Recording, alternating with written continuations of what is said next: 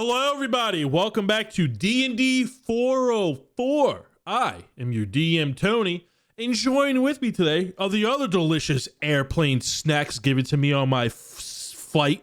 Nice. Fellas, why don't you go ahead and introduce yourself, starting with the pretzels or peanuts? Jared! It's actually pretzels. Thank you very much. Armos checking in. What's up, guys?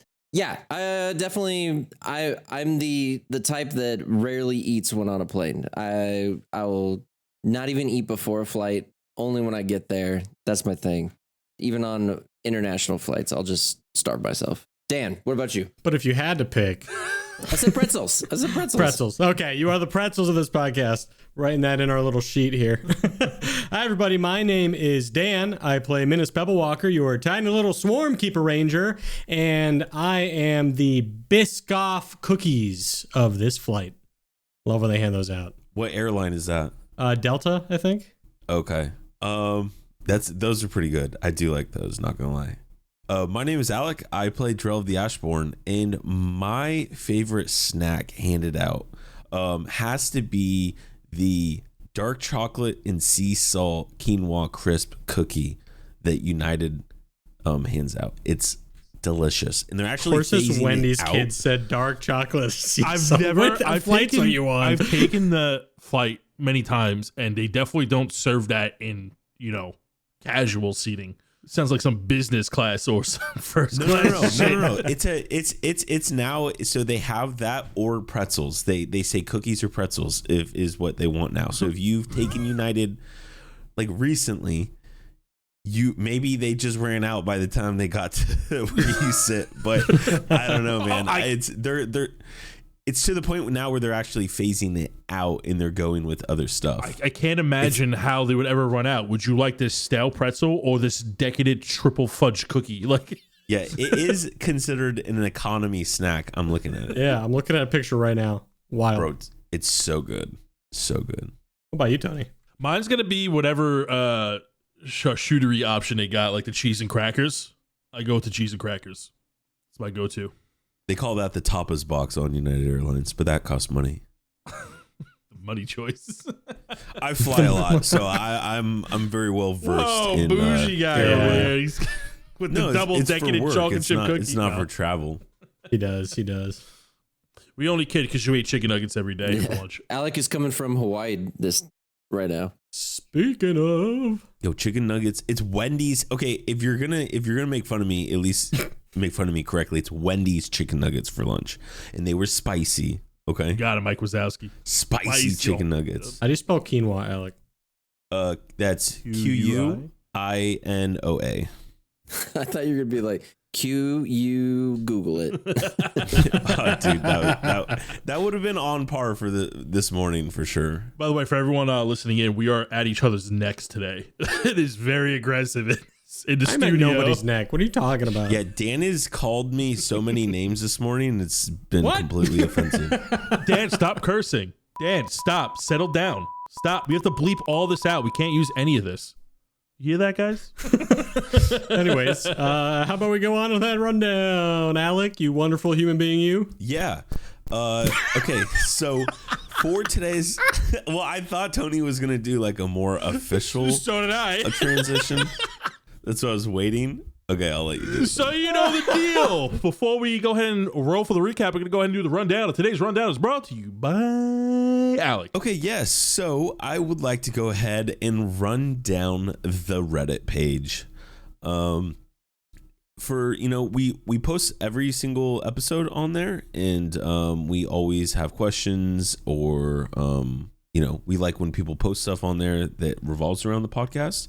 And speaking of the Reddit page, right now during the month of April, we're having an art competition on the Reddit page. So all you have to do is go, draw something up real quick, post it on the Reddit page, and if you win, if us four like that piece the most, then we're going to give you a little free prize. So Or, say you don't want to draw anything, you can go check out my 1 minute drawing of Drell that I did. I did it on Microsoft Paint, and it took me literally less than 60 seconds. So don't make fun of me. Don't bully me. I am now looking at it right now. There's one comment, and they say good job. So there you go. See, it's awesome. So go ahead. We're each going to put our own drawing in there. r/DND404. That's a great idea. We all should. MS Paint. Here we go. The prize will be announced on Discord by now. The winner gets a free spring loot box, the Minnis themed. Yeah. Woo! All right. And if you already have the loot box, maybe you get a second one or something else. All right. We're going to go ahead and roll for the recap, where I roll a giant rubber foam D4, half chewed by my bunnies, where I am number 1. 2 is Alec. 3 is Dan. 4 is Jared. How would you fellas like me to roll it? I want you to roll it 10 times to prove to us that it can land on the 1. We don't have enough time for that. Ooh, okay. Best 2 out of 3. Oh, whoever gets 2 first? I like that. Yeah. So roll it, and then whoever gets the second digit first. Yep. That's fun. I like that. Let's do that. First roll. Dude, Move your mic a little. There's never a time where you roll it and we can see it. You always It's have to not me. It's a 3. Oh, there's me. It's Dan. All right. 1 for me. Second roll. All right, Dan's on the come on. board. Give Dan's on us the board. another 3. Oh my God. Dude, see what I'm saying? It's never on the screen. If you can show it, that's fine. Oh, no. Pax. One Pax. Jared. One That's Dan, a one Pax. Jared. Oh, Yeah, no. weird. No ones. Oh, Weird. I like this game. Weird. Tony, Don't we can't worry. see. Comeback time. Oh God, did you disconnect it? Oh, Jesus. Hold on, I'm You fixing it. disconnected your camera. Computer. He rolled a 1 and You got unplugged games on your his phone. camera. Ready to roll. What is this? Wait, is that a 2? That's It's me. me. It's a no, I 2. think it's Oh, me. is it? Yeah. Weird. No ones. Yeah. Next campaign, we're getting a new die. Or if someone wants to send us a die, that'd be great. All right, ready? That's Dan. I think it's I don't- Dan. That's my guess. Dude, I can't tell what's happening right now. It's Dan. Damn. Yeah, I'm sending you a new die, and we're throwing that out. Wait, Tony, real He quick. waited it. Can you lift your did. camera up just and then step to the side? Okay, stretch goals. That's my to-do list, bruh. Thumbnail. Okay. 96 What's on the other and side? 98. Jim. Write this down, Jared. Yeah. Screenshots. 98. So, okay, if you want to step No. inside my world, I make a to-do list. So the one on the right is for the one I'm pointing at. That's for tomorrow, where I have a list of things I need to do. And then the stretch goals is if Yeah. I have extra time, more things I need to do if I can fit it in the day. That's I what thought stretch goals. stretch goals were like actual stretching goals, like trying to stretch. No, I do that. Stretching It's is a good gym. for you, man. Yeah, I know. It is good That's for why you. I don't do it. This is your recap Flight. speaking. If you'll look to the left, you'll see that everything on the beach is in complete utter chaos and destruction. It looks like Minnis is going to get Drell back up, and the adventurers are going to make their way back into the town. As they go to the city of Sanlow, when you look to our left, you're going to see that Armos, for once, actually decides to help the citizens as Drell and Minnis go to the library to give aid as a cleric and take aid as he basically almost died. If you wait just a second as we come back around, we change our flight path to see that Minnis and Numi are now together talking about how his father is probably not Titus, but a god named Pharos. And it looks like now it's a trauma dump, so if you could all buckle in your seats and get away from the bathrooms, we will talk about the trauma. That's right, it looks like Drell is dying. Armos can no longer cast his warlock spells the way he wants to. Minnis is having a panic after finding out that his dad, Pharos, is in Balloon. And then it looks like orcs are coming in, so we are going to take a landing now as the bard plays the recap. Good morning, good afternoon, and good evening, and welcome to the world of Humbrea, featuring 3 first-time adventurers and 1 very patient DM. This is DND404. Fellas, boyos, welcome to session 99, where we pick up in the middle of combat in the city of Sanlow, in the middle of the night, as the 3 of you are facing down a group of orcs as they are now wreaking havoc throughout the night. There are buildings going up in flames, and there are citizens of Sanlow screaming. And we're going to pick up on initiative 3 as a drow elf wizard is in the middle of casting fireball. Everybody roll me a dexterity saving throw. Oh fuck! Wait, didn't I Counterspell? Counterspell. Go ahead and roll for it. As he, what level is that counterspell? 5th level. He goes ahead and he puts his hand high up in the air as he has this wizardly staff as a static fiery connection from the palm of his hand to his staff creates a fireball. As you go ahead and counterspell it, we're gonna go ahead and roll as he is also casting it as 6th level. How dare you? Ooh, with a 7. Oh my fucking god. Hang on. So I rolled a 7, so I used inspiration. I rolled an 11, and then I'll use Dark One's luck. Go ahead. Hey, 19 total. The spell fizzles as the crackling of fire fizzles out, and you see that the Drell elf looks up.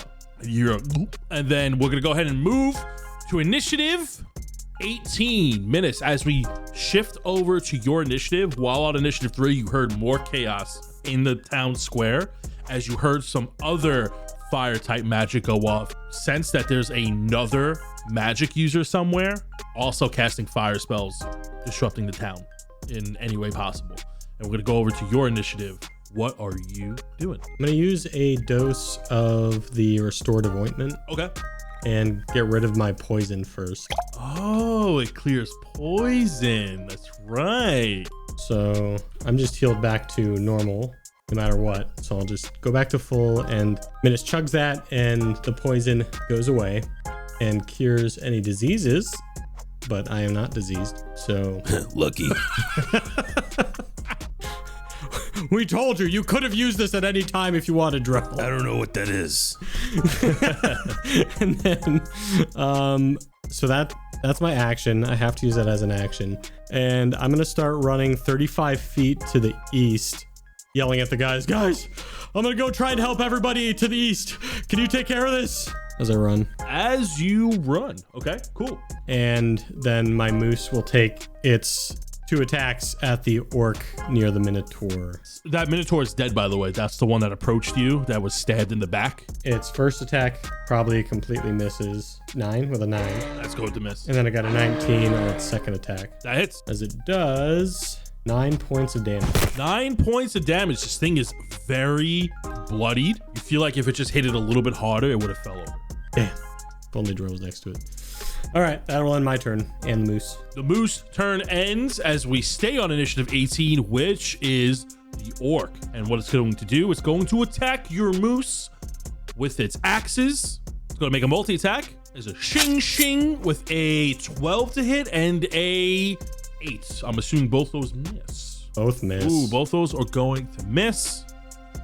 As we move down the line, staying on initiative 18, Minnis, you see as you started making your way towards the market town that there are orcs running around, and like you see that a minotaur falls as one is attacked and slashed as you kind of see into the marketplace.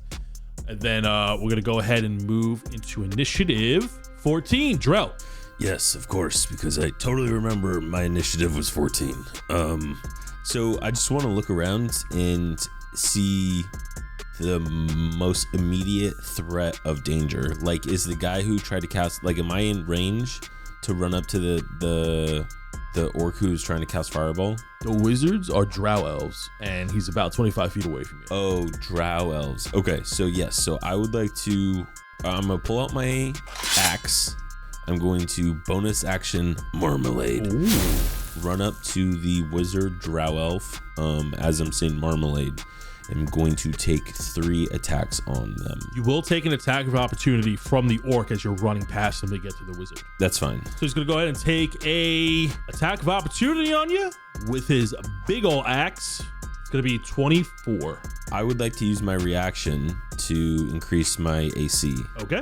So as long as I don't roll a 1, it will miss. D10, remember. And I rolled a 7. It thought it was a 1, but it's a 7. So my AC is 30. You grow this dragon-esque tail and you dodge the attack, running past him as you are now face to face with the Drell elf. Go ahead and roll to hit with your marmalade.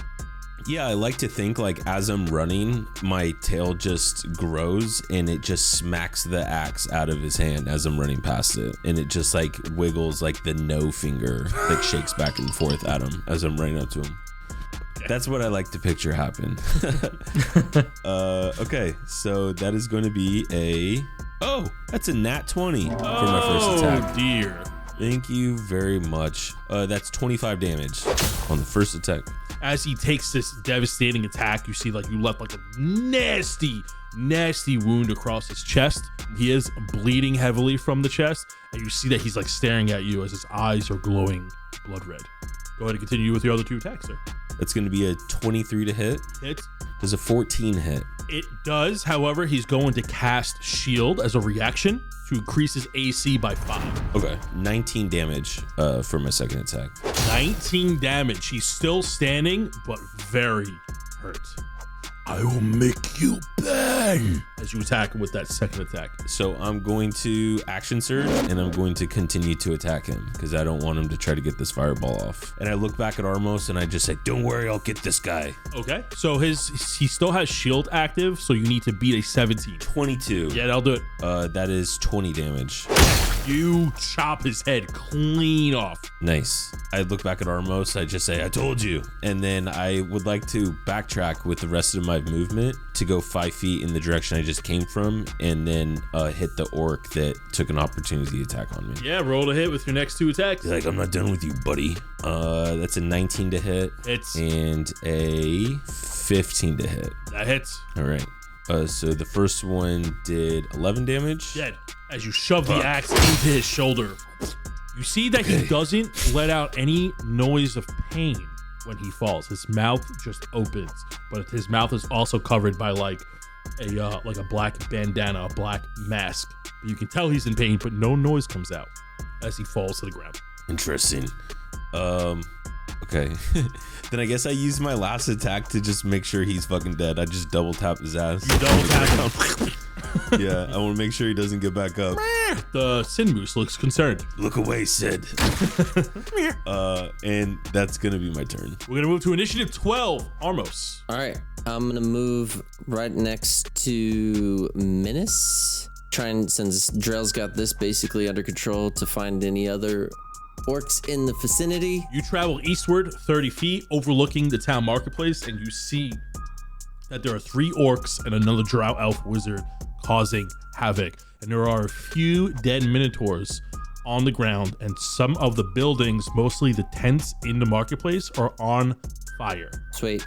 So I'm going to synaptic static. So basically I choose a point, cause psychic energy to explode there. Each creature in 20 feet of that radius from the center must make an intelligence saving throw. A creature with an intelligence saving throw of 2 or lower cannot be affected by the spell. Target then takes 8d6 psychic damage. Damn. On a failed save, they take half. Question, is this spell given to you by Reginald through the Fiend? It is not. So the orcs are going to go ahead and make an intelligence saving throw. Oh, one of them fails, one of them passes, and other one fails. And then the wizard is going to go ahead and make a saving throw here. Fails. How the wizard fail? Perfect.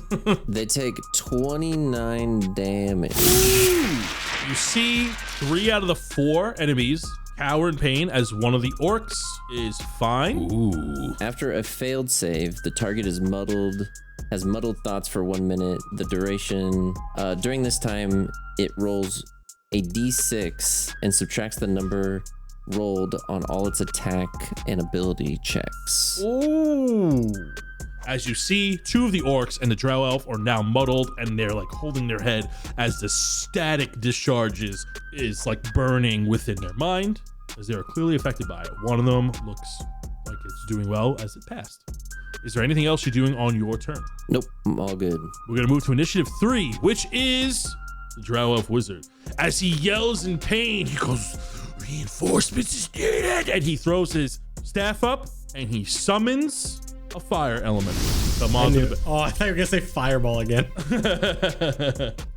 As a fire elemental lands like a meteor onto the marketplace, as it like barely hits one of the buildings, comes down, leaves like a small flaming crater, as a fire elemental that is large stands up and joins the battle. He's going to go on initiative 3. He's going to share the wizard's initiative, and he is going to charge forward towards Minnis.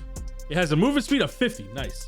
Boom, boom, boom, boom. Burns through one of the buildings. You see like a small fruit stand erupts in flames as it just runs straight through. It's going to make a multi-attack against you as it tries to swing at you.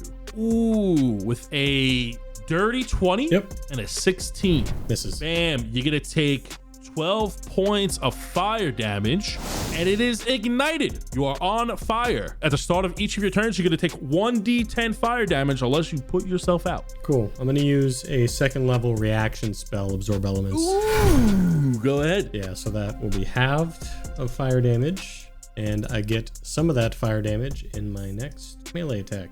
Awesome. So you absorb some of the fire, which absorbs some of the blow, and it's going to move to initiative 18, which is you, Minnis. As you are on fire, you're going to take 1d10 of fire damage. It's going to be 8 points of fire damage. That is 4. What are you doing? I'm mad at this wizard guy, so I'm going to use a dash action, and I'll take that opportunity attack from the fire elemental. Sure will. To run up and use a charger feet attack against this guy with my rapiers. Okay. So that's going to be a 21 to hit, so you will get hit by the fire elemental. And that's gonna be 11 points of fire damage. 11 points of fire damage. Okay. You are already ignited, so it does not stack. And you go ahead and charge against the wizard. So go ahead and roll a hit. Nice. That's going to be that's a 29 to hit. Yeah, that hits. That is going to be 13 points of damage plus 8 points of fire damage. Ooh. Plus 5 points of Sid damage as I run forward and attack this dang wizard. You charge into him and you headbutt him as your horns explode with this fiery damage. And you see that there's like a minotaur in front of you as you bust through the fiery fruit stand. And he goes, "Oh no, my vegetables!" And then as you run through, he goes, "Oh!" As you charge against this wizard, and he explodes on impact as he gets sent flying. He's dead. Yeah, and is that fire elemental still up, or does it go away with the?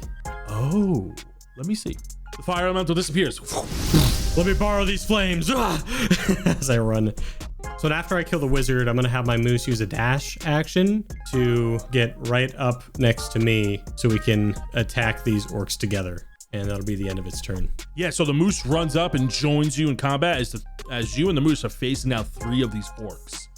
2 of them look really hurt. Staying on initiative 18 is going to be the 3 orcs in front of you. The one to your south is going to attack you as he misses with an 11 and then hits with a 24. Oh yeah, that'll hit. That's going to be 15 points of slashing damage. Gotcha. The other 2 orcs are going to go. The healthy orc is going to run up to the moose and try to attack the moose with a 16 and a dirty 20. Yep, those will hit. All right, the first attack is going to deal 14 points of slashing damage with an additional 19 points of slashing damage. For a total of 28 points of damage. Yeah. Is the moose still standing? Yep. Wow, that's a strong moose. Okay, we're going to go to the 3rd orc. And it's going to go ahead and run up as it charges and leaps over the well in front of you. And it's going to make 2 attacks against you. Bring it. That's going to miss with a 14. And that one is a 16, which I believe still misses. Both miss. Nice. Okay. We're now going to move to initiative 14. Drell beating down on a dead orc, making sure it's dead, double tapping it. What are you doing? So I would like to look around and try to look for the next group of orcs. Probably the ones that are with Minnis. Go ahead and use your movement or your bonus action to make me a perception check. I'll use my bonus action slot to make a perception check of everything. Sure. Oh, it's a 12. A 12. As you look around, you notice that most of the commotion is in the marketplace. However, you do see one orc running southward from the marketplace as it's heading to the gate, and it's holding a crate of something. Yeah, I think I'm gonna go for him. So since he's carrying something, I would like to dash 60 feet, right? That's my movement. Yeah. So I want to go 10 feet ahead of him. So then he has to pass me, if that makes sense. Like I want to get in his way and like kind of cut him off. So he might want to either turn around and run a different direction or like try to run past me and then I can try to do whatever. Like I want to position myself in the path that he's planning on going is what I want to do. Sure, you go ahead and you dash 60 feet as you run and slide in front of him as you have your frosty axe at the ready. And he sure enough notices you. I wink at him. He just stares.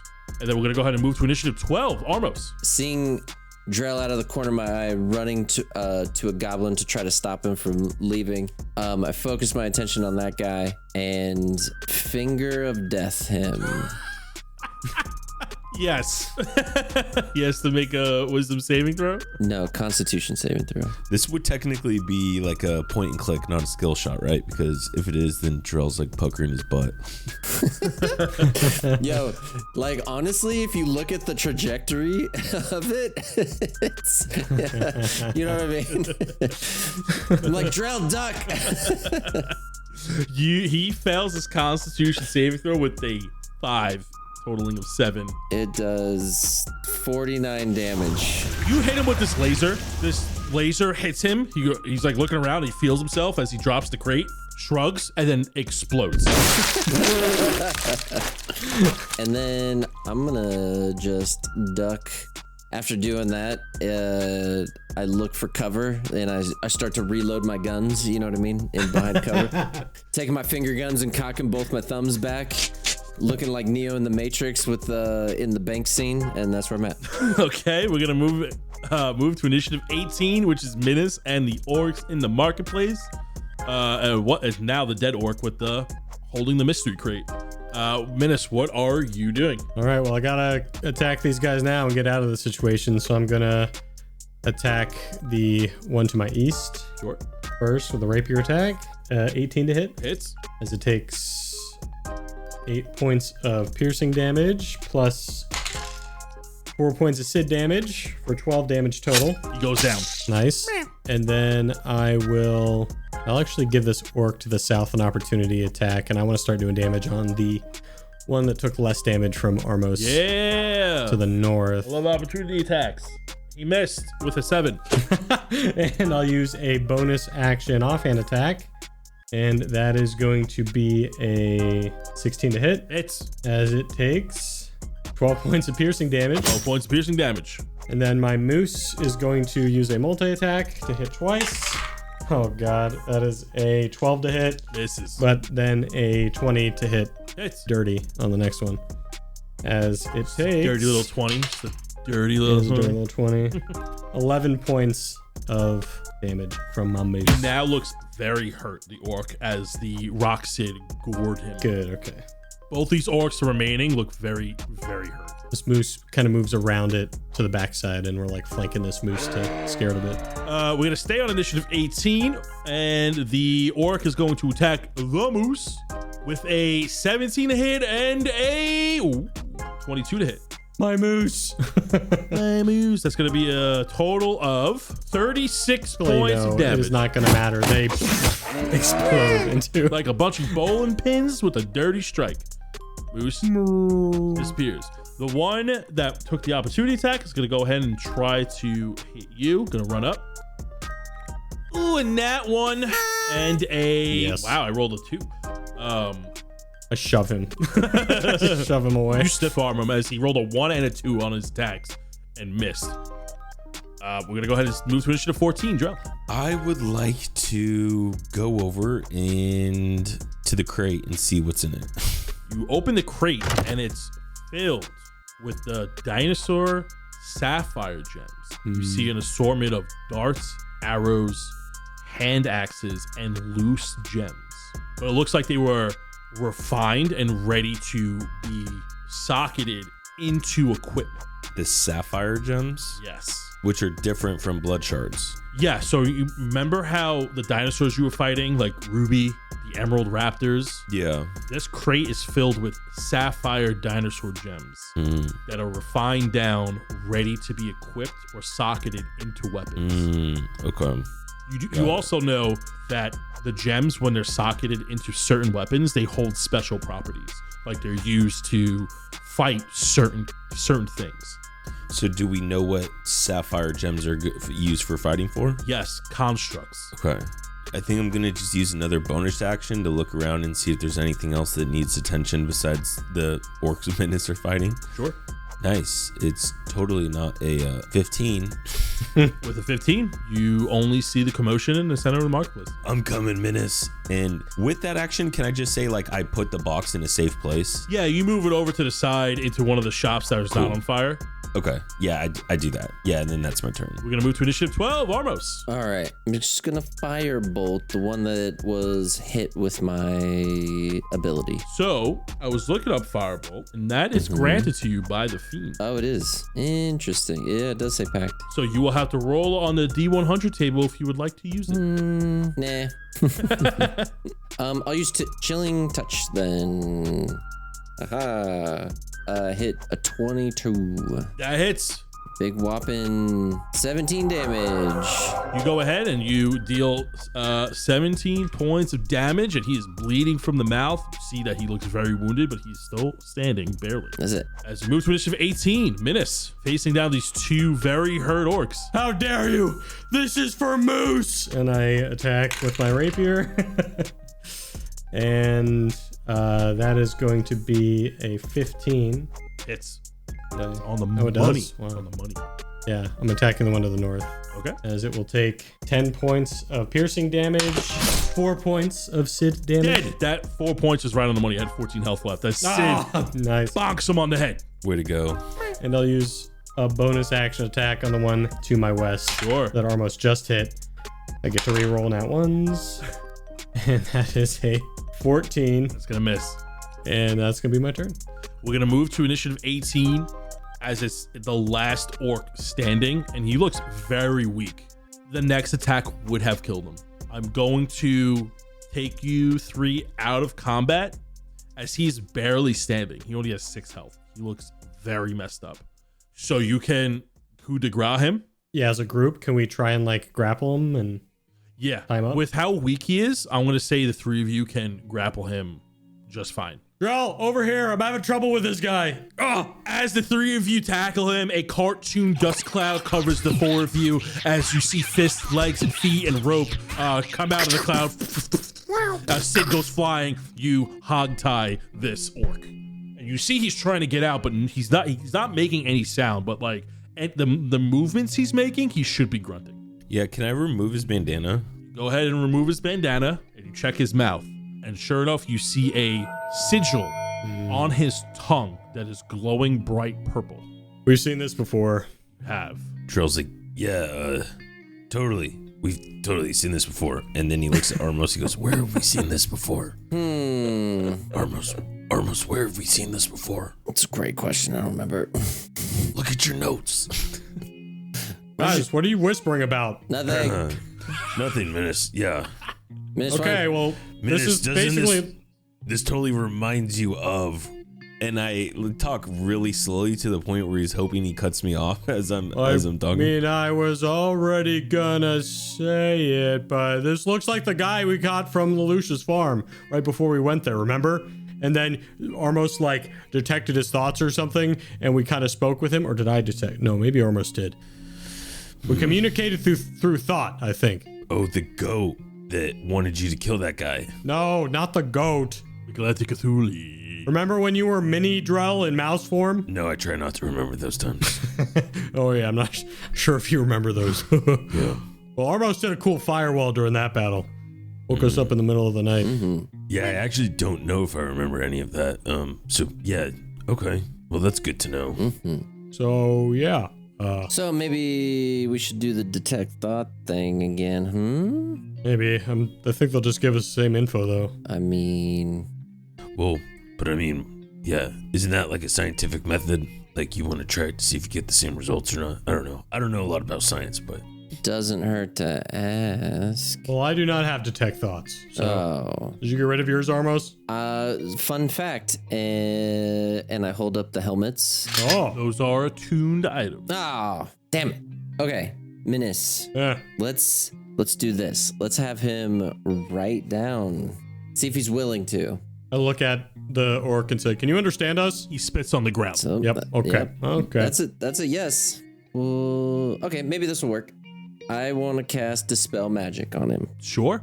Do I need to roll anything or? When you cast this using a 4th or higher, you automatically end the effect of the spell on the target equal to or less than the level of the spell slot you use. So if it's a 5th or lower, it automatically goes away. Yep. So you go ahead, you cast Dispel Magic as you raise your palm, as you force his mouth open, and the sigil disappears, and you see that he begins to speak Orcish.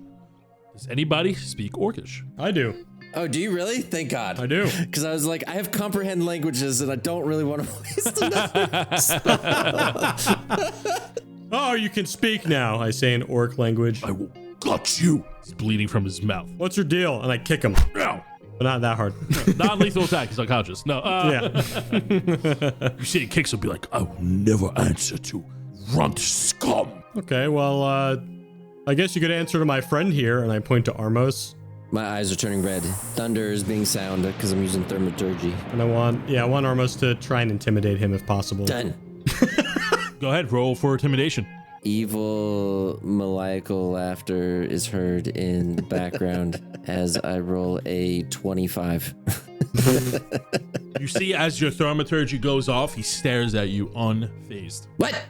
The ground will run red like the skies of the dawn. Here we go. Time to start torturing. What? Oh, no, we're not gonna have... Hold on. Chilling touch was like right over his fingers, ready to just rip him off. Oh. And we're having our own conversation in common. But he can... While this is going on, you see that some of the Minotaurs are like coming out and addressing the fires. And they're now dousing the flames of the city as the city tries to regain its composure. You see that from the north side of town where the officials were coming from. You see Riffian and some of the other scholars of the town are now like allocating resources, and they're getting everything under control while you're having this conversation here. You also notice that you count 6 dead Minotaur citizens. That was the outcome from this battle. And then you continue to pressure this orc. All right, well, and I'm saying this in orc, well, I guess we're just gonna give you to the Minotaurs. I will make my escape and feast upon their bones. You're not. I mean, look at you, bud. You're not. Spits out blood at your feet. Oh, you mean like that guy? Wasn't he your boss? And he's just in a completely decimated state. Charred. or hey, wait, was that guy your friend? Did you know him? Were you guys neighbors? No? What about this one over here? Man, do you see that guy over there, over by the statue? Woo! Whoa! As you're pointing to his dead crewmates, he just stares at you, unwavering, with pure anger. I mean, buddy, look, hey, you know, you tried. You gave it a good try. And if this was your best, I mean, like, I don't know what more you can do here. Not only did you lose, but you got captured. I mean, that's embarrassing. I'd hate to tell my friends that. He spits a tooth at your foot as blood is like constantly pooling in his mouth from his wounds. Are any of the elder Minotaur around that we can speak with? Actually, I want to say Riffian is in the center, in the town center as one of the scholars. He is as you know, the current leader of Sanlow after the fate of Chieftain Kali. He's taking temporary reign of the city. And you do see him in the marketplace, and you can easily pull his attention away. Riffian, hi. We captured the last orc, I think. Miss, I'm looking around. there's never a moment's rest in these troubled times. No. Do you know why orcs may have attacked this city? We haven't found a conclusion to that. Everything happened so quickly. We were just dealing with the fallout of the tidal wave that fell beyond our city. It's just we haven't come to a conclusion yet. Have you found any reason, any hints? And he looks at the orc. He's very angry, like he's showing anger towards him, but then shows more concern towards you. It's like first a giant sea beast terrorizing our town for years, coming to terms that we were nothing more than fodder to a beast, to a massive wave crashing over us, and now orcs in our town trying to wreak havoc just moments later.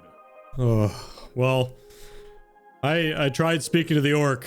We tried our best to intimidate him, get some info. Nothing from the orc. Drell has a box over there that might maybe give a little bit of a hint. It's so weird. I don't remember telling anybody about that box, but okay. Well, you're holding it. No, I hit it, but it's fine. Oh, you hit it. No, it's fine. It's fine. You can metagame Minnis. It's fine. No, I'm just kidding.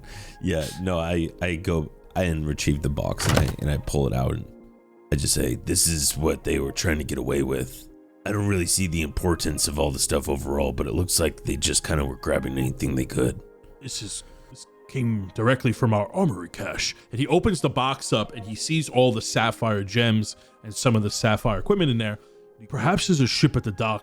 If they've happened to take more stuff, we're going to go ahead and take some inventory to see what else is missing. If this was something tells me this is something a bit more than a snatch and grab situation. Looks like they were trying to sneak about and got caught in some way. Perhaps the fall of the Hydra eluded them to our presence. But this seems a little too organized. And he's looking at the dead orcs and the drow elves. And he goes, for drow to be in our town, in our neck of the woods, and then working with orcs who are all uniformed together, seems a little more than your band of bandits scenario. Perhaps they have something on them that can give us more information.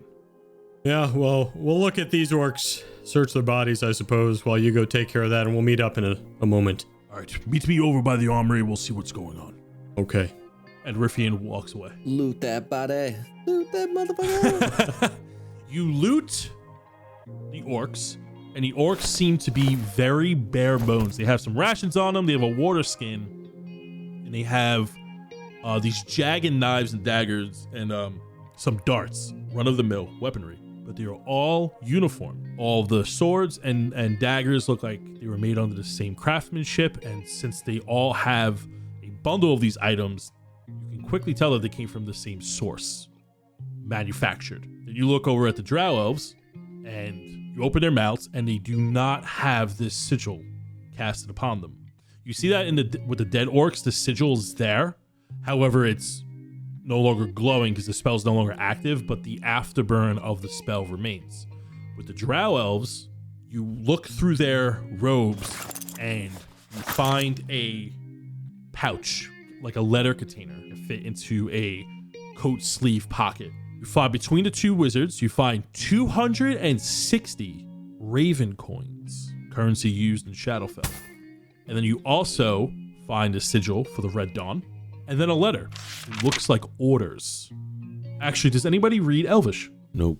I don't. So you have orders that are written in Elvish. I hand it to Armos. Armos, didn't you say you have something that you could read this? Yeah, I do, but we may need a rest, and then I can read it. I need a spell slot, aka. All right, maybe someone around town speaks Elvish.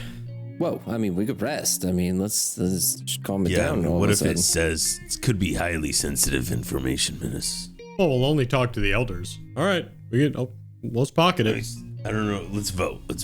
It's three of us, so it's majority, you know? You know, it could say some things that we don't want to cause a panic. Let's just... Yeah, what if it was like slaughter every single Minotaur in this town? You know, it's kind of off-putting for them to read. Or here's a big jackpot at the end of a rainbow, and maybe we should split the money. Well, you can take the raven coins, Armos. Wow. Wait, you don't want them? No, I do. I do. 260 raven coins. That's a lot, right? Because I think the last time we only had like You had 300 the last time you were in Shadowfell, and I believe you gave them to Berthie and Sully when you left. I forget what you did with them. I think you did something with them. But yes, you do know that a Raven coin, singular, is worth a lot. Listen, I mean, I just think the elders should know why they attacked their town. I don't think the elders going to cause panic. Okay, well then, Minnis is right. Let's go see if anyone speaks Elvish, and if not, then we'll wait till tomorrow after we all get a good night's sleep, and Armos can just try between to the translate elders. this thing for us. I'm with you. We're not just going to go up to, I look around just to anybody. Look, I just need an hour to just sit right here and then I can read it. Like, I don't need to take a whole day. All right. If the elders know, great. If not, we'll wait. Okay. Deal. Then we walk to the docks, I guess, to go meet up with the elder. Oh, no, the armory. You walk over to the armory and you see that Riffian is there, and he has some of the guards looking over the armory to see what's missing. And you go ahead and you approach him in conversation. And he goes, "No, that can't be right. Just that. There's so much in here. It's very specific." As you see, he's like taking notes with himself as there's like another scholar next to him. The scholar next to him looks like an apprentice in training. What exactly did they take? Oh, Minnis, Armos, Drell. So it looks like there are 4 crates of sapphire shards missing. Forged sapphire shards ready to be used in any equipment. Strange. It's very specific. They left the other gems. It's that we have these crates labeled.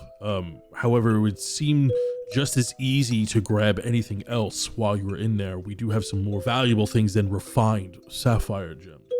If this is all they were taking, then it seems like whatever they're trying to hunt is a construct of some kind. Well, I suppose. Listen, you don't happen to speak, or at least read Elvish, can you? I can. As a scholar, we have been trained to know all of the common languages of the Kambuki Isles and South Trillis when we have dealt with them. Okay, well, obviously prepare yourself, but we found a note. None of us can read Elvish on one of the Drow Elf mages. Interesting. And he takes the note, he puts on small spectacles, and he, in a very dad-like fashion, puts them at like the tip of his nose, and he looks down, he flails out the letter. Invade and intercept a shipment of various sapphire dinosaur shards from the forges and armory of Sanlow. Ordered by Sendrin Glanove. Ordered by Sendrin. Everybody make me a history check. I got an 11. Oh, I got 14. You know that when he mentioned Sendrin Glanove, this was a potential blacksmith lead that Reese was looking for. A Drow elf blacksmith. That lead had turned cold, and then that's when he started looking for Dwarric. Reese was looking for Sendrin Glanove, which led him to the Kambuki Isles, and then that lead went cold. He said that he could be in the Underdark, but given how expansive the Underdark is, it was too much to risk on a 50-50, so to speak. So Riffian does not know who Sendrin Glanove is, as he reads that questionably. And he goes, "What? Ordered by Sendrin Glanove. I'm not familiar with that name. Given the style of Elvish, this is more of a Drow elf dialect, which is par the course from seeing where you got it from. But it's strange. But if they know that we have these materials on hand, then there must have been a scout here before. And given the recent events of a Hydra that has forcefully made us forget certain memories, who knows how much they could have taken beforehand if they've even been here before. I know we're getting our memories back, but 20 some odd years of memories is a lot to process with only a few hours." Right. I mean, when we came into the city, we did hear that orcs had dropped off shipments to your chief. I know there are a number of orc tribes within the Kambuki Isles. There are natives and neighbors. However, I can't see us not doing trading with them at some point before we closed our borders. So this is truly a open-ended lead that we would need to explore. Maybe, perhaps we could find some documentation of past trades, but that's a lot of information to sort through. And tonight. Right. Well, obviously we're gonna get some rest here. Maybe we'll walk the perimeter and just double check that there aren't any loose ends. I know everybody needs the rest, and tomorrow I'm just gonna let you know we're probably heading out. We need to head back to Lord Baron's Divider and give this information to him. Lord Baron. Well, that's in South Trillis. Do you have transport? Oh, not sure we really do, to be honest. I'll tell you what. You've done us a great service here. Come to me tomorrow morning. Let us find you a vessel for your travels so you can leave from our ports here. Perfect. We'll see what's survived the storm, if anything is salvageable. I know our docks took a heavy hit, but perhaps we could find a sloop of some kind for you that can handle the rough seas. Meet me back here tomorrow.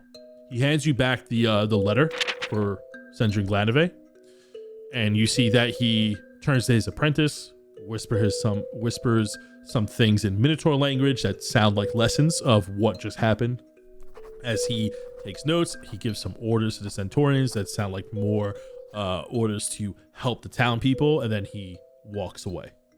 What are the three of you doing? So we don't need this guy, and I point to the orc up ahead. I suppose they can do with him what they will. Oh, I mean, I leave it to their laws. You see some of the Centaurians pick him up and start to carry him away. As Minnis says that. I had my chance. So we're gonna go ahead and fast forward just a little bit here, because you said you want to do a perimeter check. Yeah, Minnis will definitely check the perimeter before he does anything casual after what just happened. So you guys take some time to check around the city, and you see that the chaos that had just ensued from the attack is now under control. Flames have been put out. Nothing has burned to the ground because of how quickly everything was taken care of. However, people are just seem exhausted and are at the end of their rope with the constant barrage of events that had happened in the last 24 hours. You check the broken perimeter of the city because its defenses were mostly destroyed from the initial tidal wave, and you search the perimeter. You don't find anything that is suspicious. You go ahead and you check the docks. There was a boat that was there. However, it seems that somehow it's not holding well. It looks like the boats that the orcs came in on. And you guys decide to check it out. And it had taken some damage from the tidal wave. It looks like it's been here for a few days at least. But you notice that there are patches that are slowly leaking in water. And there are some dock workers that are questioning on what to do with that boat. You check the rig. You find the 3 other crates of sapphire shards stowed within the deck. Looks like they were trying to take from them slowly while they were here. And you find those 3 other shipments of sapphire shards. Oh, beast. Okay. So they weren't all taken like just now. They were taken like over time? Yes. But didn't they say we saw the chieftain meet with the orcs?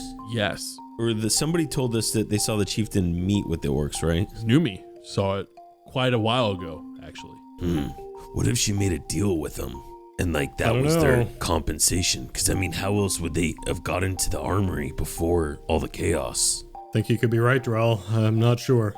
I don't know what kind of deal they would make though. Wait. What you got, Armos? So you think they let him in? I mean, I don't know. Like Numi said that she saw the chieftain meeting with orcs, and now we have, I don't know. I don't know. It's like now we have, because I get it. Like during the fires and stuff, it would be easier to ransack an armory, but I mean, it looks like they've been doing this a long time, and it's like, how would they have been able to get into the armory before all the chaos with like all the guards and stuff? I mean, we weren't even able to make it in. And who knows what the orcs brought Callie, because there must have been, like you said, Drell, some kind of trade. I'm not sure, but they brought her crates, and that led to her demise. Yeah. I mean, maybe we can meet up with Numi one last time and ask her, but that might be tomorrow's plan. I kind of just want to get some rest. Yeah. I'm exhausted.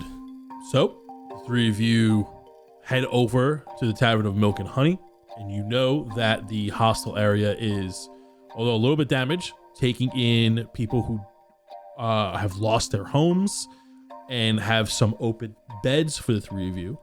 The inn services, so to speak, are not there. Like there isn't a bartender there serving drinks. There are tables with rations for people who need food or water.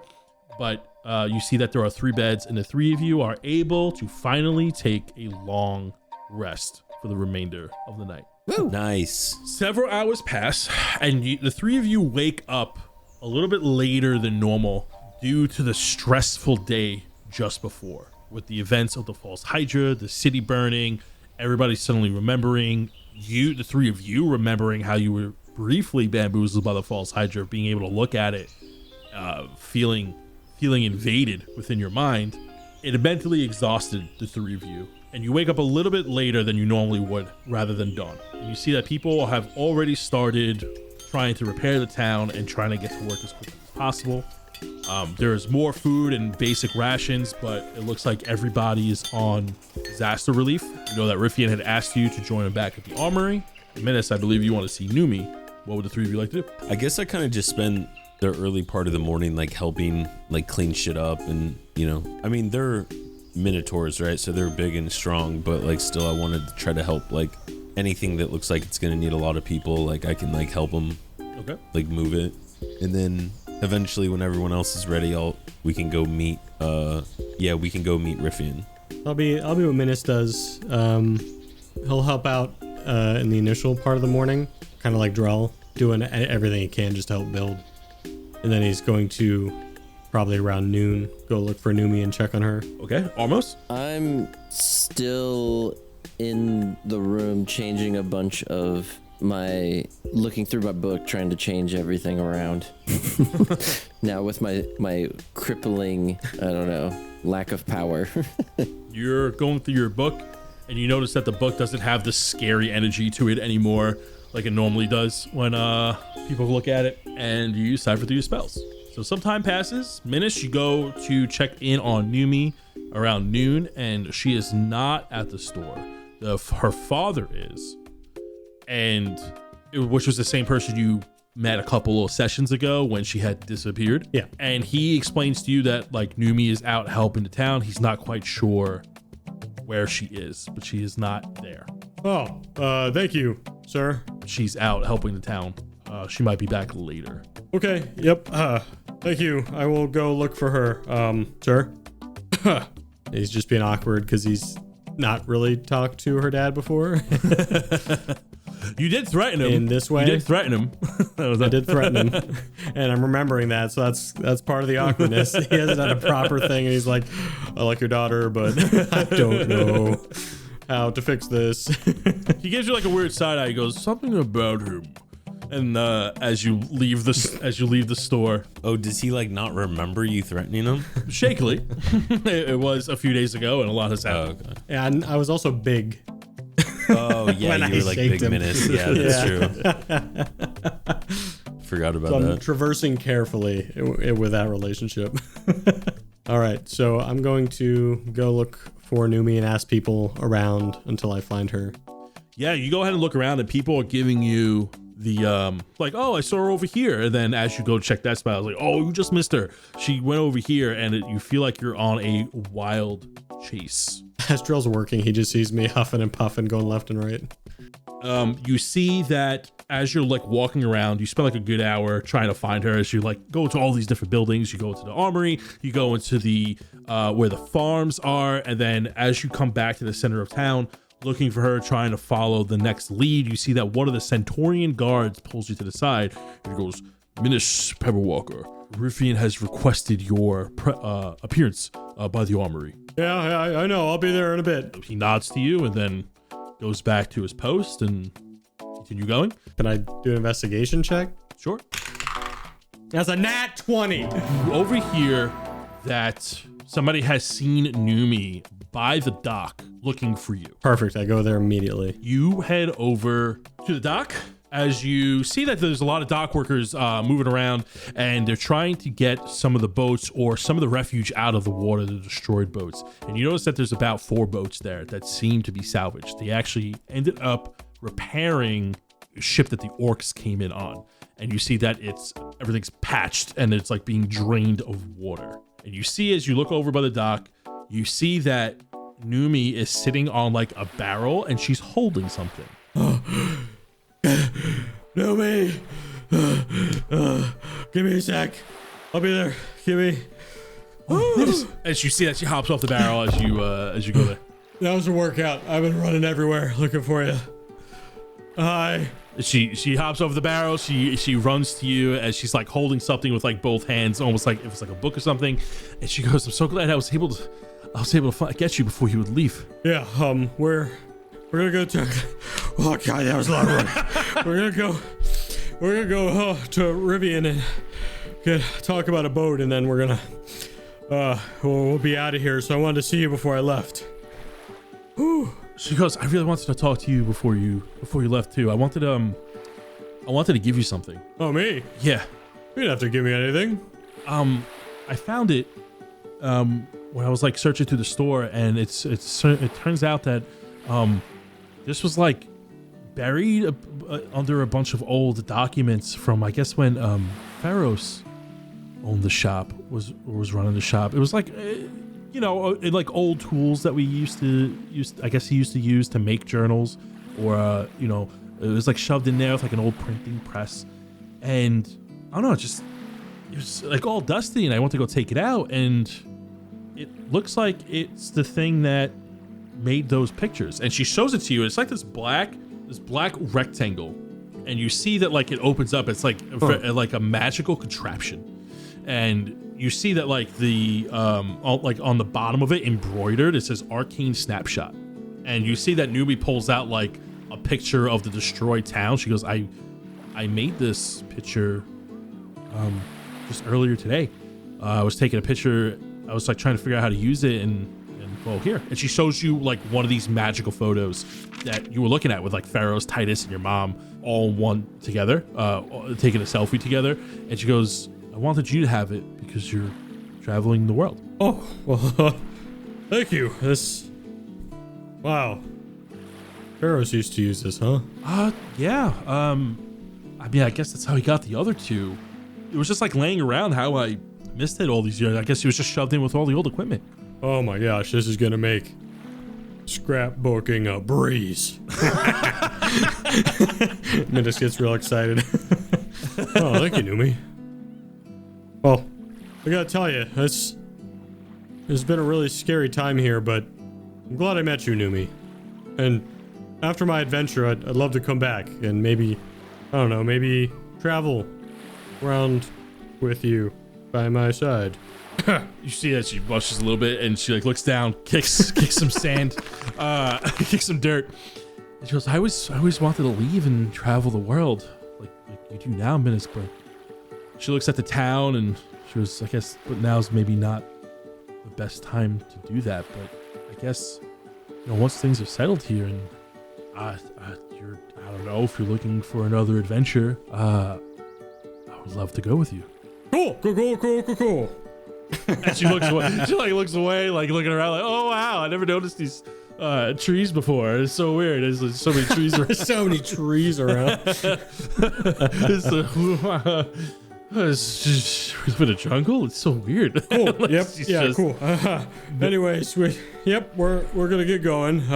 I will be back, and yeah, that's a promise.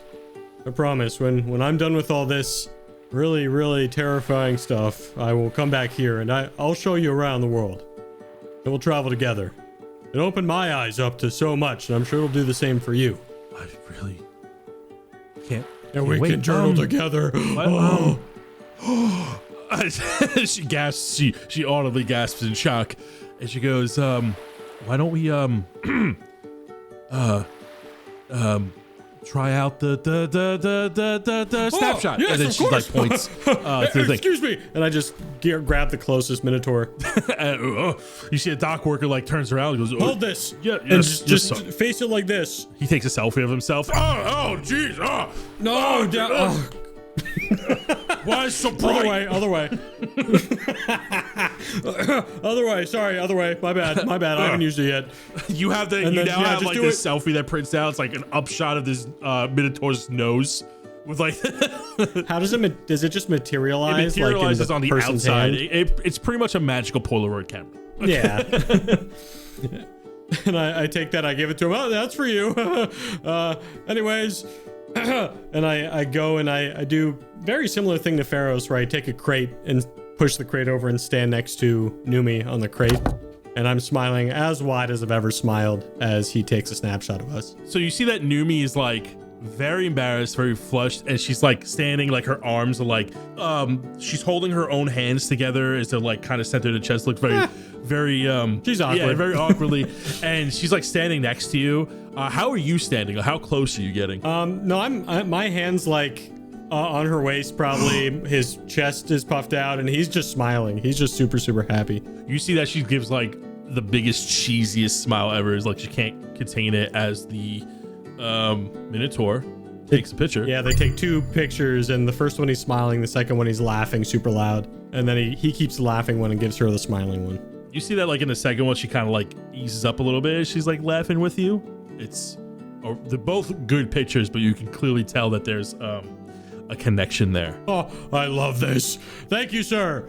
I will cherish this forever, and I will cherish no, this is yours. You cherish this. Take this. And I give him the selfie. I should really get that checked out. And he's like, what is that? And he's like looking at his own nose. I love that this random Minotaur now just has a photo of himself. Oh, all right. Thank you, Numi. And I'm on the crane. I'm like, you're the best, and I appreciate you. I'm gonna miss you. And I give her a hug, and I jump off the crane and give her a hug. She catches you and hugs you as she's like holding you in the air because she's... She spins me around. Cut to us meeting up at the armory, and I'm red-eyed. I've been crying for like the past 10 minutes. So with a very heartwarming embrace, the two of you share a moment as midday approaches, as you spend some final moments with Numi, and you take some pictures, and it's a very beautiful moment. And you walk her back to her store before meeting up with the guys at the armory. Hey, Minnis. Hey. What's wrong? Nothing. You look sad. Sid, stop. I'm gonna cry again. Oh. Sid makes a heart shape with other Sids.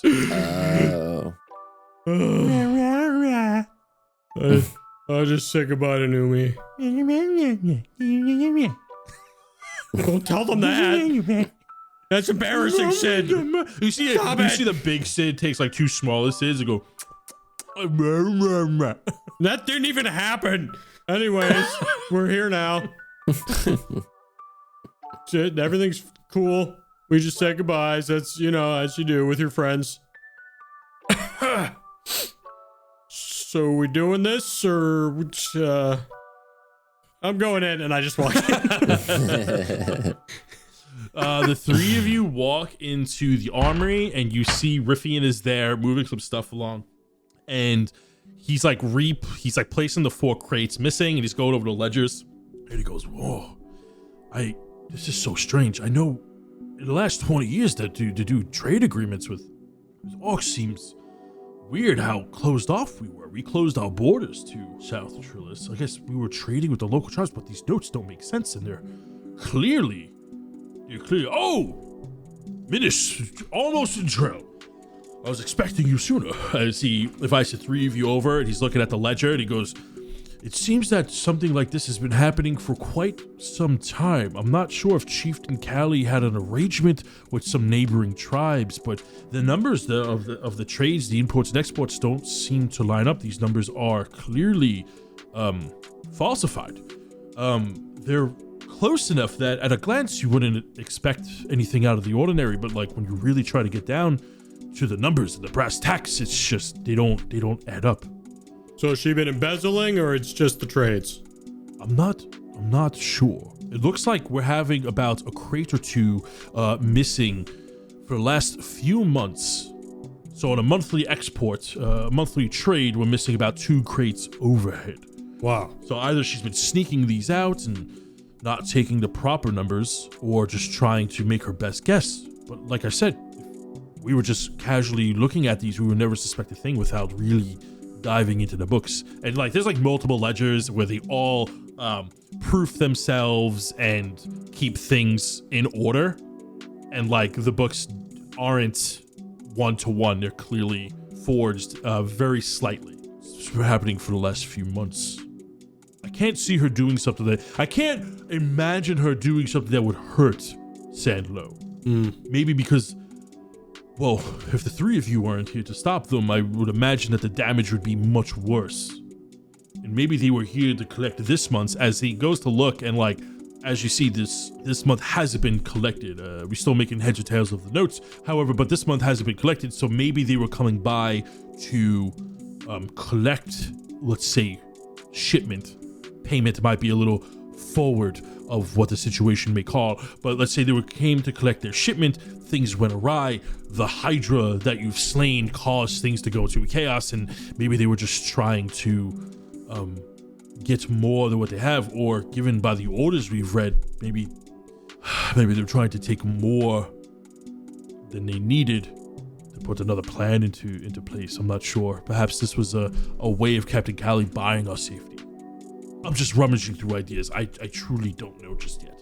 Right. Well, hey, if you do find something out, write to us. Hi. If it's okay with you guys, I'm gonna give him one of our magic letters. He takes one of the envelopes from the far-fetched courier service, the magical one that will automatically send, given to you by the Citrica, Lord Baron's Divider. And he goes, and you explain to him how you use it. He goes, oh, wonderful. We must obtain more of these for future use. This would make communication splendid as you try to reconnect with the outside world. Thank you, Minnis. We will be in touch. But I offer you a great deal of rewards. So we have found a sloop that should be able to withstand the seas. The good news is that it sails. The bad news is that it belonged to the Orcs. It's the only smaller ship that we have that can be manned by 3 or 4 people. However, I did find something to also help you. I can't imagine the 3 of you having the best naval experiences, as he sizes the 3 of you up. And he goes, so I have this compass that will match your coordinates that you set into it. And he goes, where would the 3 of you like to sail to? As you take out a world map that you've been creating, would you like to go back to the city of Aramor, or is there a different location you would like to go to? Probably not Aramor. They don't like us there. I don't know why. You could go to the Chapel of Scareus. It does overlook the Evertone Sea. Oh, it does? It's right on the on a giant cliff, you could say. Oh, I see it there. I don't know. Where do you guys want to go? Well, that'll probably be the fastest if we just go to the chapel and then over to the divider. You guys want to do that? Let's do it. Yeah. Okay. Yeah, let's do it that way. All right. You see as Riffian overlooks the map with you, and he's like looking at the coordinates. He goes, I've never been to this location, so the numbers might be a bit skewed. He looks at your notes, because your notes are a little more detailed than his world map, because he wasn't particularly aware of this specific location. He sets him into the compass. He goes, this will help you in your navigations. So just try to follow the compass as it points to your destination, and try not to sink the boat. Okay. We will try. As for other rewards, he points to the armor and he goes, we have our standard military equipment here, but we also have some odds and ends that have been just gathering dust over time. Oh. So if the 3 of you would like to look through our armory and take anything that you think would benefit your journey, please take it on behalf of Sanlow. And now we're gonna have random loot. Yay! Yay! That always sounds fun. Everybody's gonna do 2 D100 rolls. 2 of them. Starting with Drell, roll your so in the armory is all standard equipment. You can find a plethora of +1 items. So you can find a +1 longsword, great axe, bow. If I roll a D100 right now, is there going to be +3 leather armor? No, there's +1 leather armor. So everything is +1 because it's made for like a small militia. So if anyone needs a +1 sword, dagger, etc., you can take one of those now if you like. I'll take a +1 rapier. Take a +1 rapier. Anything else outside of that realm is going to be rolled off this table. So I'm going to have Drell roll the first D100.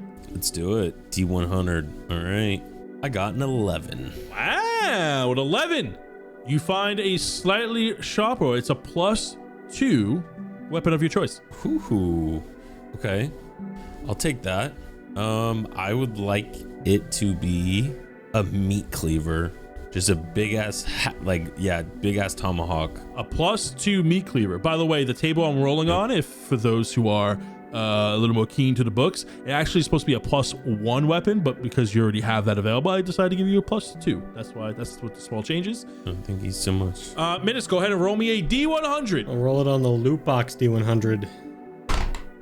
That's right, the loot box people got a D100. A big kit of all weird die. 86. 86. You find a weird instrument. It's a bandor. A Falklukin bandor. That's what the item is called. I don't know. It's called the Instruments of the Bards, which is a Falklukin bandor. An instrument of the Bards is an exquisite example of its kind of superiority. Wait, hold on. Oh, wow. Okay, so you can add the Instrument of the Bards. A creature who attempts to play the instrument without being attuned to it must succeed a DC 15 Wisdom saving throw or take 2d4 psychic damage. If you're attuned to it, as an action, you can play this instrument to cast one of its spells: Fly, Invisibility, Levitate, Protection from Evil and Good, Entangle, Fairy Fire, Shillelagh, or Speak with Animals. It can't be used to cast that spell again until next dawn. The spellcasting ability is your spell save DC. Minnis just got so much more annoying.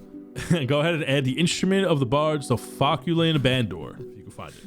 This is a ridiculous item. What is this? Armos, go ahead and roll me a D100. 34. You find, you should be familiar with this item, the Cloak of Elvenkind. While you wear this cloak with its hood up, checks to be seen of you is at disadvantage, and you have advantage on dexterity stealth checks as it shifts and camouflages you. Cloak of Elvenkind. He needs it. You know what? I just love the chaos of it. Everybody, Drell, roll me another D100 for this. Yay. Okay, let's do it. D100. Oh, wait, no, that's D10. D100. Oh, 80. It's a good, solid round number. You find the Ion Stone of Insight. What? An Ion Stone is named after Ion, a god of knowledge and prophecy. Or that might be Lone. The god of knowledge and prophecy, revered in some worlds. Many types of Ion Stones exist, each type distinct to a combination of shape and color. When you use an action to toss one of these stones into the air, the stone orbits your head at a distance of 1d3 feet and confers a benefit to you. Thereafter, another creature must use an action to grasp or net the stone to separate it from you, either by making a successful attack roll of an AC of 24 or a successful DC 24 acrobatics check. You can use an action to seize and stow the stone, ending its effect. A stone has 24 AC, 10 hit points, and a resistance to all damage. It is considered to be an object that is being worn and orbits your head. I'm so confused what it does. While it's activated, your wisdom score increases by 2 to a maximum of 20, while this incandescent blue sphere orbits your head. So basically, you activate it, a stone flies around your head and increases your wisdom by 2. So my wisdom would go from 12 to 14. It would, yes, while the stone is activated. Nice. And now if somebody wanted to break the stone, it has an AC of 24 and 10 hit points, but is resistant to all damage. Bro, I'd fucking beat someone's ass if they tried to break my stone. Okay. Minnis, go ahead and roll me a D20. D100. Okay. 44. Oh, the Staff of Power. Oh my god. This staff can be wielded as a magical quarterstaff. It grants a +2 bonus to attack and damage rolls made with it. While holding it, you gain a +2 bonus to your armor class, saving throws, and spell attack rolls as well. The staff has 20 charges for the following properties. The staff regains 2d8 +4 expended charges daily at dawn. If you expend the last charge, roll a d20. On a 1, the staff retains its +2 attack bonus but loses all other properties. On a 20, the staff regains 1d8 +2 charges. It comes. Armos, I got a present for you. No shit. It comes with Power Strike. When you hit a melee attack using the staff, you can expend 1 charge to deal an extra 1d6 force damage. And it comes with the following spells. While holding this staff, you can use an action to expend one or more of its charges to cast one of the following spells from it, using your spell DC and spell attack bonus. 5 charges gives you a Cone of Cold. 5 charges also gives you a Fireball. 6 charges gives you the Globe of Invulnerability. 5 charges gives you Hold Monster. Levitate is 2 charges. Lightning Bolt at 5th level is 5 charges. Magic Missile is 1 charge per missile. 1 charge for a Rave Enfeeblement, and 5 charges for a Wall of Force. Basically, you got 20 charges. Each charge is the cost for that spell, and a spell slot does not get used. But wait, there's more, because it goes down. Hold on, I might have given you something broken. Holy. I love this last part. Retributive Strike. You can use an action to break the staff over your knee or against a solid surface. Performing a Retributive Strike, the staff is destroyed and releases its remaining magic in an explosion that expands to fill a 30-foot radius centered on it. You have a 50% chance to travel to a random plane of existence after avoiding the explosion. If you fail to avoid the effect, you take force damage, equal to 16 times the number of charges in the staff. Every other creature in the area must make a dexterity saving throw of a DC 17. On a failed save, the creature takes the damage based on how far away it is from the point of origin, as shown in the following table. On a successful throw, a creature takes half as much. Damn! 320 damage if you bust that open and don't get teleported to a different plane of existence. I love this item. That's crazy. Armos, I think this will help you. I know you've been like feeling down about your spell stuff, so here. I feel like he's not going to learn his lesson with Reginald being gone if he has the staff of fucking power. Reginald who? Hang on. I just got myself a new, what's that? Like a new puppy at this point. I can't use this instrument thing, so I'll sell this later. What did you find anything else, Armos? Armos, blow the last D100. 29. The Rod of Alertness. This rod has a flanged head of the following properties. Alertness. While holding the rod, you have advantage on perception checks and on rolls of initiative. Wow.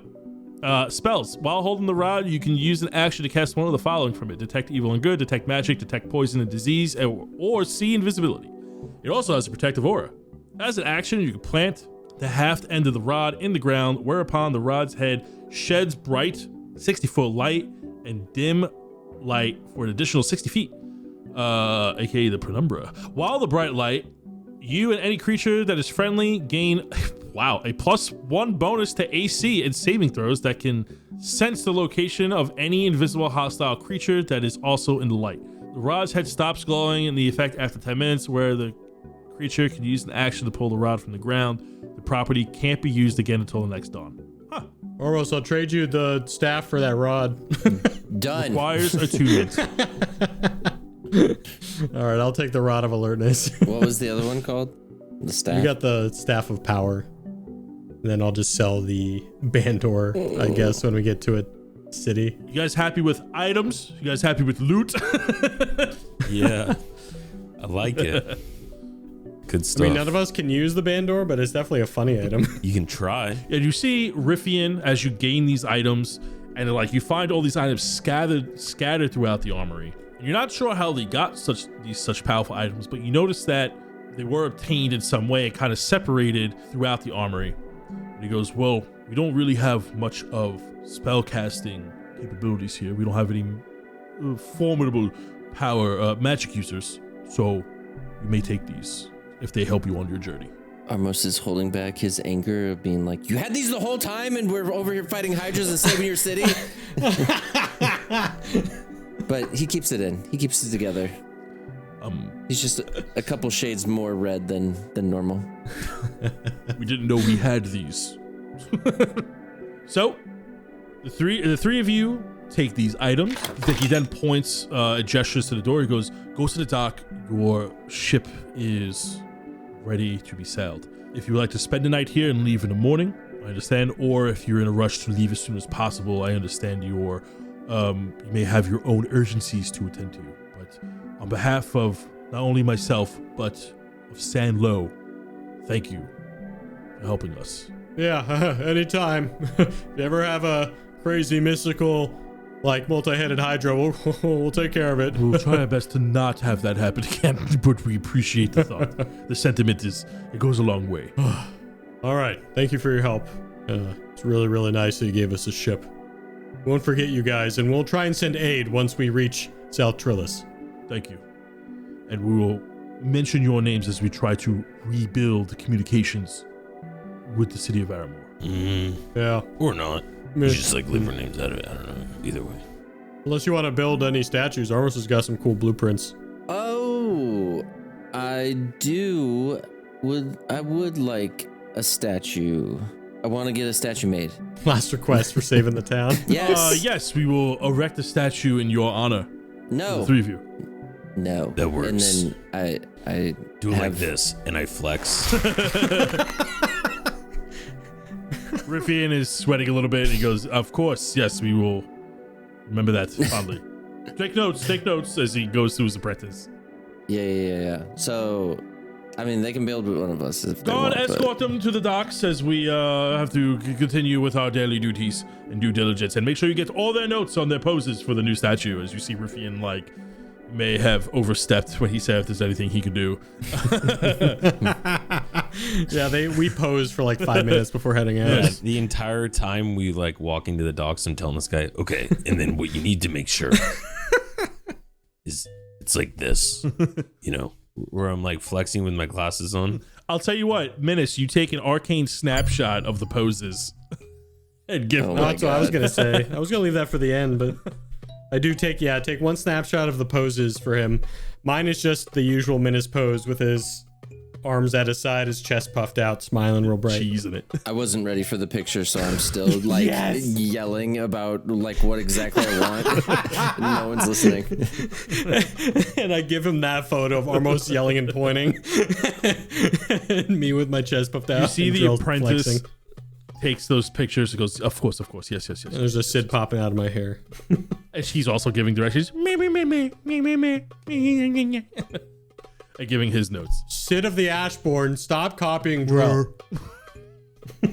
So, with that being said, we're going to do a bit of a time skip here as the three of you are guided to the boat. And you notice that since the boat had like a bad connotation attached to it with the orcs and is now being refurbished for your use, one of the dock workers goes, we had made a few adjustments. We removed the cultist branding from the inside of the ship.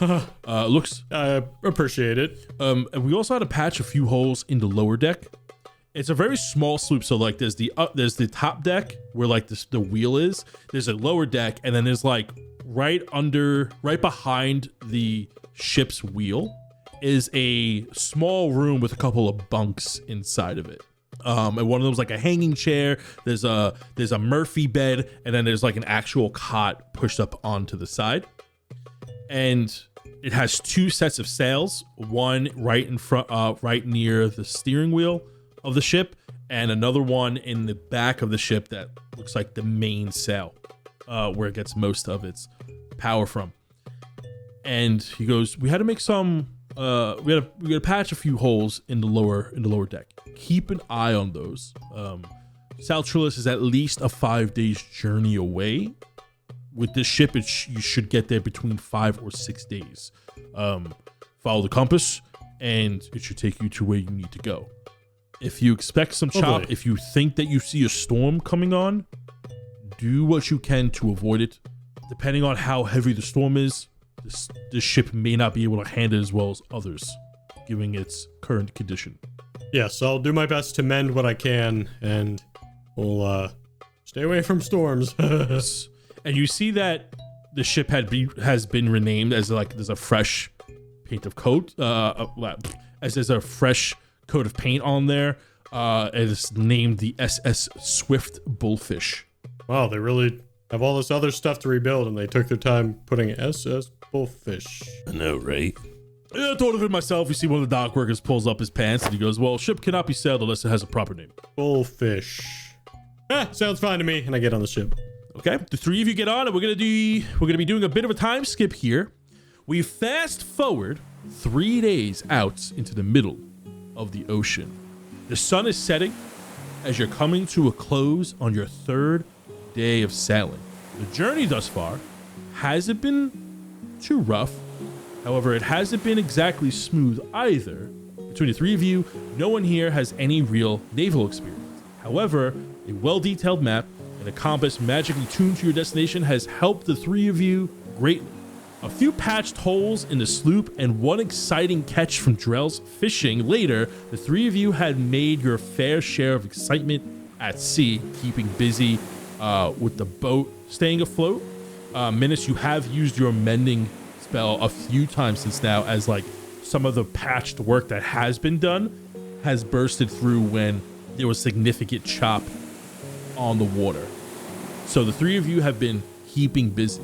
Were there any other activities that the three of you might have been doing as you've been sailing on this sloop? I was probably just brewing some beers. You know, maybe like experimenting a little bit, adding some stuff here, adding some stuff there, trying to, you know. Okay. So you're definitely brewing, and during the smoothest sailing days, you're able to make any potions with any ingredients that you have left over. Minnis, Armos, is there any other activities that the two of you would like to do while sailing? Yeah, I'll in my downtime I keep working towards religion proficiency like I've been doing. You try to re-establish that connection with Melora and reassuring yourself, and you do feel a connection with her. Yeah, I picked up some like religion books from their library before I left, and I'm just reading some new ones I haven't read yet. Notice something during one of the nights sailing when you're doing this study. That since the felling of the false Hydra, you notice that your connection is a bit stronger. Not I like that. Armos? Still tinkering with my spells, trying to figure out a way to cast fireball without fireball. Staff of Power does that. Yep. So Well, yep. So just looking through, trying to meditate and look through my book as much as possible to come up with as much crafty stuff as we can. As the night grows darker, the three of you have a watch rotation during the night to keep a lookout for any potential danger or oncoming storms. And right now, it's Armos' turn. Hey. Armos, you keep watch in the sloop's crow's nest, and you notice something in the pitch black ocean horizon, way in the distance. A subtle red flash. It's quiet, has no noise. And the red flash happens every few moments. However, the red flash is being eclipsed by something. So you look through the chest in the crow's nest for any sailing equipment, and you take out a telescope provided by the crow's nest equipment box, and you take a better look. The red flash is booming behind the silhouette of a mountain range. And then you hear something as your attention is quickly stolen away. A small cry, a whimper from Reginald's gem as it glows dimly, as you hear within your mind cries of Reginald as if he's in pain. And that is where we're going to end this arc. Reginald! No. What would his whimper sound like? I mean, okay, that's pretty sad. Poor little guy. He's probably hungry. He wants some hands. That's the end of Arc 6. We made it. We made it. Oh my goodness. Wild arc. In the middle of the Evertone Sea, in the middle of the night. Just up in a crow's nest. Sitting up in the crow's nest. Imagine just Armos just like hanging out, laying down kind of like a hammock, because the crow's nest is like a little smaller. You got your feet up, just try to keep an eye out, and then you see this ominous red flash over a silhouette of a mountain range. Hint, hint. Foreshadow. Mm-hmm. What do you see? I see foreshadowing. Foreboding. Shadows? A certain light over a mountain range. I wonder what that reminds you of. Exactly. We'll theorize about it in the after show. Fellas, boys, good job. Everybody gets their inspiration die refilled for the new arc. Everybody has one inspiration die again. Does not stack. Suck it. You guys didn't use Episode it. 99 in the books. We're going to start arc 7 on episode 100. Woo! Episode 100. Episode 100. That's insane to think about. We've had 100 episodes. Yeah. It's crazy. You It just have been goes with to us show all the support. Yeah, for real. 100 episodes. My goodness. Yeah, no kidding. Here's to another 100. That's nuts. Triple digits. It's going to be a very One Piece style campaign with 1,000 set. No. Imagine. I literally thought when you named the It boat, already is I kind was of One like, Piece if you think about it. yeah, when you named the boat, I was like, oh, here we go. Well, I thought Bullfish was, pretty funny, and like a callback to the nonsense of the Bullfish earlier in the arc. No, it was. Yeah, no, I get it. It's just, it seemed you only name things that are going to be destroyed shortly after, you know what I mean? Whoa, when have I ever done that? Here's All the time. Here's a flashback to every one of those moments. I can't remember something I named and then quickly destroyed. Oh, yeah? Yeah, give me Or one. something someone else yeah? named and then simply destroyed. Yeah, exactly. What's that? Okay. Oh, you're talking This about guy. Boxy. Oh, Wow. sorry. I don't remember characters that forget, last longer man. than an episode. Sorry. People don't forget. Yo, All right. cancel this guy. Our new t-shirts. Cancel this guy. Yeah, our new t-shirts, never forget, and it's just going to be a picture of Boxy. Jesus Christ. All right. Well, The North remembers.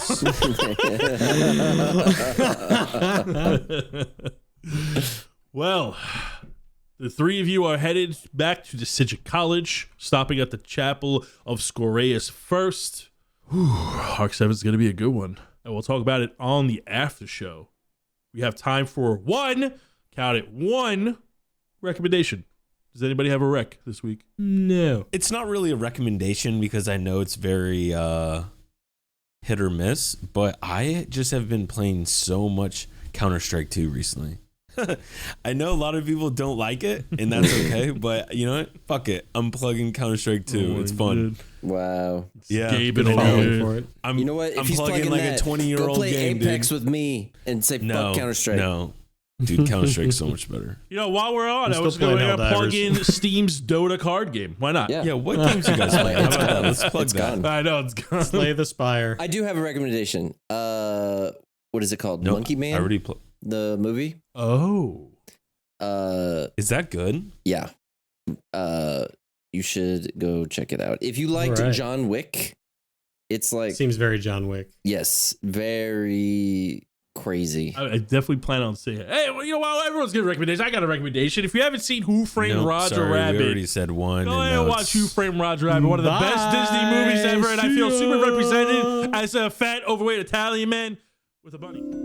When I'm not engulfing enemies in fiery destruction or deciphering tombs, you can find me here at Armos's Arcane Familiars Daycare, overseeing the most enchanted haven for magical creatures in all of the realms. Who knew that after a long day of casting fireballs, I'd be using those same hands to gently pat the heads of our little arcane companions? Welcome, adventurers, to the place where familiars can be nurtured, trained, and watched after while you embark on your epic quests. Now let's check in with our shadow smugglers, the elite training circle. Reese's once mischievous imp has ascended and become a formidable shadow demon. Its master over the shadows and deception now spearheads our advanced invisibility and illusion classes. A friendly reminder to keep the spectral shenanigans confined to the training area. The Dread's wyvern has grown 2 more legs and is now a formidable pseudo-dragon, which has been excelling at our aerial agility courses. Its fire breath has been a hit, although we've had to fireproof more than we care to let on. Julius Kendrick's owl familiar has transformed into a formidable griffin, whose commanding presence and keen instinct now lead our nocturnal navigation workshop. Let's make sure its predatory prowess is channeled constructively so that the session doesn't turn into an unexpected hunting expedition. Moving on to our Bloodshard Bandits mid-level mavericks. Tanner Smith, timid blink dog, has embraced its teleportation talents, becoming quite adept at our spatial maneuverability sessions. Remember, no teleporting into the staff lounge for surprise snacks. Aaron Drayson's sprite has blossomed into a dazzling fairy, illuminating the daycare with its natural luminescence. Gentle reminder, its enchanting glitter should not be used to disrupt other familiars' concentration. Warden's Quasit has honed its skills and becoming a protector of the peace during lunchtime food fights. Its newfound ability to emit a calming aura is invaluable, though we do encourage using words over magic consumption to resolve disputes. Next up is Sidget College alumni's The Beginner Brigade. Sakajawa's Curious Toad has learned to harness the elements, albeit with a tad too much enthusiasm. The Elemental Affinity course is thrilled to have such a dedicated student, but keep it indoor thunderstorms to a minimum. Punk's Energetic Rabbit is now an expert at burrowing and quick escapes, inspires our young familiars with its rapid tunneling demonstrations. Just a note, the Vegetable Garden is not a training ground. Saint Chaos's once mute raven has found its voice, or rather a myriad of them. Its Mimicry Mastery class is always full of laughter and surprises, although we kindly ask it to refrain from imitating the fire alarm. Finally, Humbrea's heroes, our stalwart staff. Pink Eye Pete and his trusty Dust Mafit ensures that every corner of the daycare is spotless. Isco Storm's Ice Elemental is a boon for our outdoor activities during the summer. However, we kindly request a limit on the spontaneous snow days. Johnny Tar and his dedicated healing sprites tend to the bumps and bruises that come from a hard day's training. Their restorative magic are a comfort to all, although bandaging everything in sight seems a bit excessive. Caleb Schneider and his band of mischievous pixies keep the grounds lively and clean, although we're still finding enchanted brooms sweeping the halls on their own. Armos's Arcane Familiars Daycare is busting hub for activity, learning, and occasional chaos. Learning again, yes. This is where familiars come to grow, play, and become the best companions they can be, and also learn to crush anyone that dares harm them. Okay, thanks, bye.